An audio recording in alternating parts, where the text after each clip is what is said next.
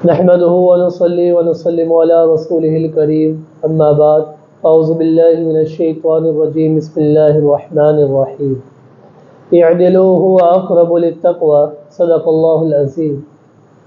قیامت کا دن یہ بڑا ہی ہولناک دن ہے جہاں پر ہر طرف نفسا نفسی کا عالم ہوگا، کسی کو کسی کی پرواہ نہیں ہوگی، ہر بندہ ایک دوسرے سے دور بھاگ رہا ہوگا، سورج سوا نیزے پر ہوگا، ہر بندہ اپنے گناہوں کے بقدر پسینے میں ڈوبا ہوگا، کسی کا پسینہ اس کے ٹخنوں تک ہوگا، کسی کا پسینہ اس کے گھٹنوں تک ہوگا، کسی کا پسینہ اس کی ناف تک ہوگا، کسی کا پسینہ اس کے چہرے تک ہوگا، اور کوئی سارے کا سارا ہی پسینے کے اندر ڈوبا ہوگا۔ جہاں پر یہ ساری ہولناکیاں ہوں گی، یہ ساری مصیبتیں اور آزمائشیں انسان کے اوپر ہوں گی، وہاں پر کچھ ایسے بھی لوگ ہیں کہ جن کو اللہ رب العزت اپنے عرش کا سایہ عطا فرمائیں گے، جن کے اوپر اللہ رب العزت اپنی رحمتوں کا نزول فرمائیں گے۔ آپ صلی اللہ علیہ وآلہ وسلم نے فرمایا کہ وہ 7 خوش نصیب لوگ ہیں کہ جو کل قیامت کے دن اس ہولناکیوں والے دن کے اندر اللہ رب العزت کے عرش کے سائے کے نیچے ہوں گے۔ آپ صلی اللہ علیہ وآلہ وسلم نے فرمایا سبعۃ یظلھم اللہ تعالی فی ظلہ یوم لا ظل الا ظلہ،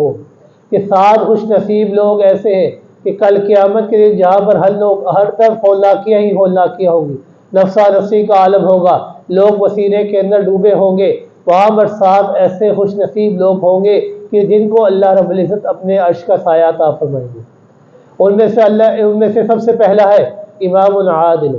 کہ آپ صلی اللہ علیہ وآلہ وسلم نے فرمایا کہ وہ امام جو عدل کرنے والا ہے، انصاف کرنے والا ہے۔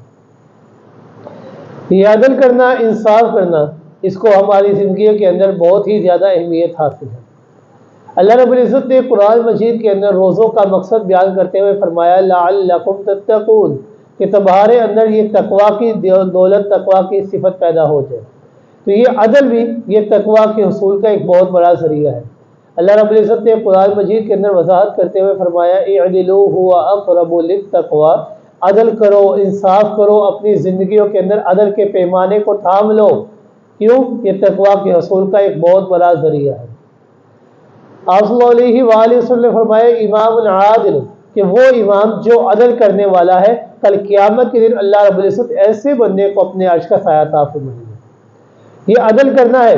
عدل کیا کرنا ہے؟ کہ انصاف کرنا ہے، کہ اللہ کے ساتھ انصاف کرو، کہ اللہ کو حق دو، اللہ کا حق کیا ہے، اس کے ساتھ انصاف کیا ہے، کہ انسان اللہ کے ساتھ کسی کو شریک نہ ٹھہرائے۔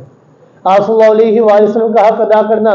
وہ کیا ہے؟ کہ انسان آپ صلی اللہ علیہ وآلہ وسلم کی شریعت کے مطابق زندگی کو بسر کرے، آپ صلی اللہ علیہ وآلہ وسلم کی سنت کی تابع داری کرے، ان کے بتائے ہوئے احکامات کے مطابق اپنی تمام تر زندگی کو بسر کرے۔ امام العادل، کہ امام وہ جو عدل کرنے والا ہے، انصاف کرنے والا ہے، کسی ایک سائڈ کو دیکھ کر فیصلے نہیں کرتا، بلکہ دونوں سائڈوں کو سن کر ان کے مطابق، عدل کے مطابق، انصاف کے مطابق فیصلے کیا کرتا ہے۔ یہ نہیں کرتا کہ اگر ایک سائڈ زیادہ امیر ہے تو ان کے مطابق فیصلے، ان کے حق میں فیصلہ کر دے، ان کو خرچ کر دے، بلکہ انصاف کرتا ہے، دونوں کی بات کو سنتا ہے، اور جو حق پر ہوتا ہے اس کی سائڈ لیتا ہے، اس کے ساتھ انصاف کرتا ہے۔ تو ایسے بندے کو اللہ رب العزت کل قیامت کے دن اپنے عرش کا سایہ عطا فرماتے ہیں۔ دوسرا وہ بندہ شاب نشأ فی عبادۃ اللہ، کہ وہ بندہ جو جوان ہے اور اپنی جوانی کو اللہ کی عبادت کے اندر صرف کرتا ہے، یہ دنیا کی زیب و زینت کے اندر نہیں، دنیا کو ترجیح دیتے ہوئے نہیں، دنیا کی آسائشوں کے اندر اپنی زندگی کو نہیں گماتا، بلکہ اللہ کی عبادت کے اندر صرف کیا کرتا ہے۔ کل ایسے نوجوان کو بھی اللہ رب العزت اپنے عرش کا سایہ عطا فرمائے گا۔ تیسرا وہ بندہ رجل قلبہ معلق فی المساجد، کہ جس کا دل ہر وقت مسجد کے ساتھ لگا رہتا ہے، کہ ابھی اذان ہوئی ہے، نماز پڑھی، گھر چلا گیا، لیکن دل کے اندر یہ خیال ہے کہ کب دوسری اذان ہو میں مسجد کے اندر چلا جاؤں، وہاں پر جا کر اللہ کی بات کرو۔ جس کا دل ہر وقت مسجد کے ساتھ لگا رہتا ہے، ہر وقت مسجد کے امور، مسجد کی چیزوں کا خیال کرتا رہتا ہے، اس کے لیے انتظامات کرتا رہتا ہے، ایسے بندے کو بھی اللہ رب العزت کل قیامت کے دن اپنے عرش کا سایہ عطا فرمائے گا۔ چوتھا وہ بندہ رجلان تحابان فی اللہ، کہ وہ بندے جو اللہ ایک دوسرے کے ساتھ محبت کرتے ہیں، دو بندے ایک دوسرے سے محبت کرتے ہیں تو اللہ کی رضا کے لیے، اجتماع علیہ وتفرق علیہ، اگر محبت کرتے ہیں تو اللہ کی رضا کے لیے، اور اگر جدا ہوتے ہیں تو محض اللہ کی رضا کے لیے۔ آپ صلی اللہ علیہ وآلہ وسلم نے فرمایا من احب للہ وآطى للہ ومنع للہ فقد استکمل الایمان، کہ جو بندہ اگر کسی دوسرے سے محبت کرتا ہے تو اللہ کی رضا کے لیے، اگر کسی کو کوئی چیز دیتا ہے تو اللہ کی رضا کے لیے، اور اگر کسی کو کوئی چیز دے رہا ہے اور بعد میں اس کو پتہ چلتا ہے کہ یہ اس کا حقدار نہیں ہے اور اس چیز کو واپس کر لیتا ہے، تو یہ ساری چیزیں جو روکتا ہے تو یہ بندہ اپنے ایمان کو مکمل کر لیتا ہے۔ کہ محبت بھی کرے تو اللہ کی رضا کے لیے، اور محبت کو ترک بھی کرے، نفرت بھی کرے، عداوت بھی کرے تو اللہ کی رضا کے لیے۔ پانچواں وہ بندہ کہ رجل دعت ہو امرأت، کہ ایک عورت خوبرو عورت ہے، ذات منصب، ایک بڑے منصب والی عورت ہے اور خوبصورت عورت ہے، اس بندے کو برائی کی طرف بلاتی ہے، اس مرد کو برائی کی طرف بلاتی ہے کہ میرے سے برا عمل کرے، ایسا بندہ اس برے عمل کو ترک کر دیتا ہے، اس عورت کی بات کے اوپر عمل نہیں کرتا اور یہی کہتا ہے انی اخاف اللہ، کہ میں اللہ سے ڈرتا ہوں، میں یہ کام نہیں کروں گا، انی اخاف اللہ، میں اللہ سے ڈرتا ہوں، تو ایسے بندے کو بھی اللہ رب العزت کل قیامت کے دن اپنے عرش کا سایہ عطا فرمائیں گے۔ چھٹا وہ بندہ رجل تصدق بصدقۃ فاخفاها، کہ وہ بندہ جو صدقہ کرتا ہے اللہ کی رضا کے اندر، اللہ کی راہ میں صدقہ کرتا ہے، خیرات کرتا ہے، تو اپنے اس صدقہ و خیرات کو اس قدر پوشیدہ کر دیتا ہے حتی لا تعلم بشمالہ، کہ اس کے بائیں ہاتھ کو بھی معلوم نہیں وما تنفق یمینہ، کہ میرے دائیں ہاتھ نے کیا خرچ کیا ہے، یعنی اتنا پوشیدہ کرتا ہے، لوگوں کو دکھانے کے لیے صدقہ و خیرات نہیں کرتا بلکہ محض اللہ کی رضا کے لیے کرتا ہے، اور اتنا پوشیدہ کرتا ہے کہ اگر دائیں ہاتھ سے کوئی چیز خرچ کی ہے تو بائیں ہاتھ کو بھی علم نہیں ہوتا کہ میرے دائیں ہاتھ نے کیا چیز خرچ کی ہے۔ اور ساتواں وہ بندہ رجل ذکر اللہ، جو اللہ کا ذکر کرتا ہے تنہائی کے اندر، خالی اللہ کے تنہائی کے اندر اللہ کا ذکر کرتا ہے، ففاضت عیناہ، تو اللہ کے ذکر کی وجہ سے اس کی آنکھوں سے آنسو جاری ہوتے ہیں، تو ایسے بندے کو بھی اللہ رب العزت کل قیامت کے دن اپنے عرش کا سایہ عطا فرماتے ہیں۔ آپ صلی اللہ علیہ وآلہ وسلم نے فرمایا کہ دو قطرے اللہ کو بڑے ہی محبوب ہیں، اللہ ان دو قطروں سے بڑی ہی محبت کرتے ہیں کہ وہ دو قطرے زمین پر بعد میں گرتے ہیں، اللہ رب العزت اس بندے کے تمام گناہوں کو پہلے معاف کر دیتے ہیں۔ ایک وہ بندہ کہ جو بندہ اللہ کے ڈر، اللہ کی خوف کی وجہ سے اس کی آنکھوں سے آنسو کا قطرہ نکلا، اللہ رب العزت کو یہ قطرہ بڑا ہی محبوب ہے۔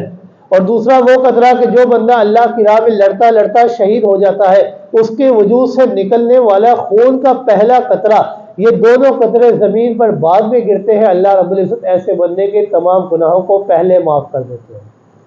اس لیے آپ صلی اللہ علیہ وآلہ وسلم نے فرمایا پانچ چیزوں سے پہلے غنیمت سمجھو،